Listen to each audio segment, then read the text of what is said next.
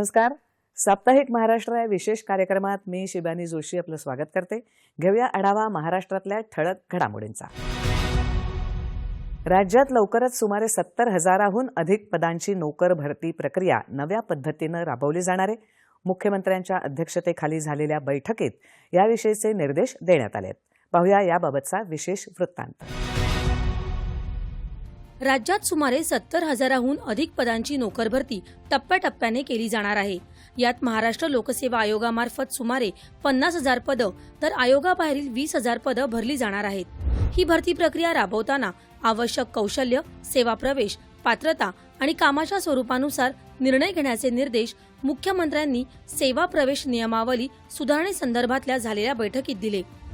राज्य प्रशासनातल्या महत्त्वाच्या विभागांमध्ये सर्वांगीण प्रशासन सुधारणा वेगाने राबवण्यात याव्यात, तसंच मनुष्यबळ व्यवस्थापन आणि भरती प्रक्रियेतील पारदर्शकता याला प्राधान्य द्यावं अशी सूचना मुख्यमंत्र्यांनी यावेळी केली.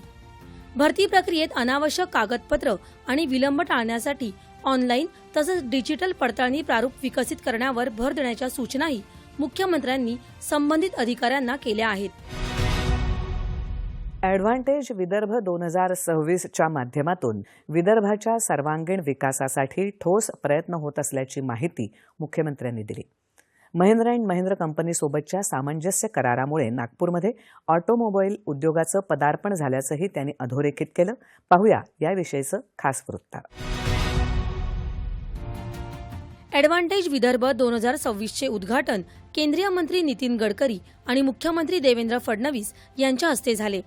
गडचिरोली इथे जगातलं सर्वात मोठे हरित पोलाद केंद्र, नागपुरात सौर मॉड्यूल आणि अमरावतीमध्ये आशिया खंडातलं सर्वात मोठं वैमानिक प्रशिक्षण केंद्र उभारण्याच्या दिशेने महत्त्वाची पावलं पडली आहेत. निर्मिती आणि सेवा क्षेत्रातही विदर्भाची घोडदौड सुरू आहे, असं मुख्यमंत्र्यांनी यावेळी सांगितलं. महिंद्रा अँड महिंद्रा कंपनीने नागपुरात एकात्मिक ऑटोमोबाईल क्षेत्रात 15,000 कोटी गुंतवणुकीचा सामंजस्य करार केल्याने नागपूरमध्ये ऑटोमोबाईल उद्योगाचं पदार्पण झालं आहे. यामुळे भारत आणि जागतिक बाजारासाठी अत्याधुनिक विद्युतचालित वाहनं आणि ट्रॅक्टरचं उत्पादन नागपुरातून होणार आहे. यासह एन मोटिव्ह या जर्मनी कंपनीसोबत प्रथमच 3 चाकी विद्युतचालित वाहन क्षेत्रात 10,000 कोटींचा करार इथं झाला. भविष्यात 2,500 कोटींच्या गुंतवणुकीतून याचा विस्तार होणार असून 80% उत्पादनाची निर्यात होऊन 6,000 प्रत्यक्ष आणि 10,000 अप्रत्यक्ष रोजगार निर्मिती होणार असल्याचंही मुख्यमंत्र्यांनी सांगितलं. यासोबतच महाराष्ट्र शासनाने गॅलेक्सी सोलर आणि GR इन्फ्रास्ट्रक्चर यांच्यासोबत सामंजस्य करार केले. या करारांमुळे 10,831 कोटींची गुंतवणूक येणार असून जवळपास 6,300 प्रत्यक्ष आणि अप्रत्यक्ष रोजगार निर्मिती होणार आहे. ॲडव्हान्टेज विदर्भ 2026साठी 22हून अधिक देशांचे राजदूत, वाणिज्यदूत, उच्चायुक्त तसेच अधिकारी उपस्थित होते. आता घेऊया झटपट आढावा महाराष्ट्रातल्या आणखी काही महत्त्वाच्या घडामोडींचा. राज्यातल्या प्रशासकीय कामकाजात आमूलाग्र परिवर्तन घडवून आणण्यासाठी शासनानं GPR 2.0 हा महत्त्वाकांक्षी प्रशासकीय सुधारणा उपक्रम हाती घेतलाय, अशी माहिती मुख्यमंत्र्यांनी दिली. ते या संबंधीच्या आढावा बैठकीत बोलत होते. महाराष्ट्राच्या या अभिनव उपक्रमाचं पंतप्रधान नरेंद्र मोदी यांनी विशेष कौतुक करत इतर राज्यांनाही याच धर्तीवर कार्य करण्याच्या सूचना दिल्या आहेत, अशी माहिती त्यांनी दिली. ओझर विमानतळाच्या विस्तारामुळे नाशिकच्या सर्वांगीण विकासाला चालना मिळणार आहे. त्यामुळे नाशिक जिल्हा औद्योगिक विकासात भरारी घेईल, असा विश्वास मुख्यमंत्र्यांनी व्यक्त केला आहे. आगामी कुंभमेळ्यात येणाऱ्या भाविकांच्या सुविधेसाठी विमानतळाचा विस्तार करण्यात येत असल्याचं ते म्हणाले.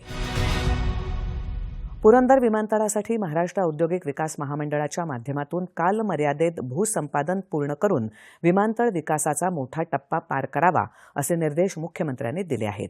ते पुरंदर विमानतळ विकास कामांचा आढावा घेताना बोलत होते.